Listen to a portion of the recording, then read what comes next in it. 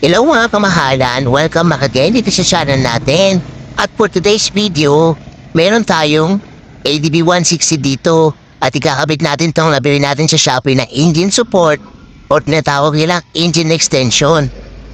Bale, plus 2.5 inches nga pala ito.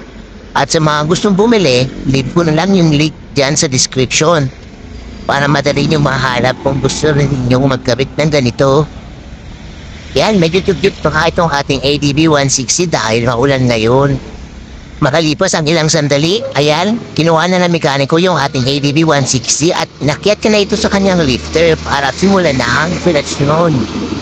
Akala ko naman mabilis na may kabit ito, pero tingnan nyo naman yung nangyari sa ADB natin. Baklas malala ito dahil tinanggal yung kanyang mga covers sa harap at sa likod para may kabit lang itong ating engine support, mga kamahalan.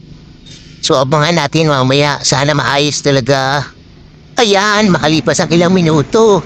Ito na yung nangyari sa ating ADB 160. Nahirapan yung mekaniko para ikabit itong engine support or engine extension natin. Dahil kinakailangan talagang batasin yung mga wires at kailangan tanggalin yung mga bracket, mga kamahalan, para may kabit lang ito.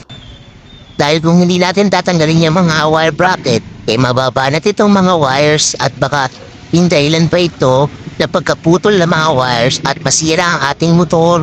Please lang ADB, dahil para din ito sa iyo, para pumogi ka na talaga. Halatang nahihirapan na sa pagkabit yung ating mekaniko, pero goods lang yan dahil kaya naman kahit paano.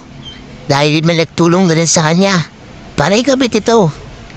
Malipas ang ilang sandali, patapos ang ating mga paghihirap dito, kinabit niya na rin yung mga cover. At ito na ang itsura niya ngayon. O diba, sulit din yung ating paghihintay. Hanggang sa muli, maraming salamat sa panonood ng videos natin.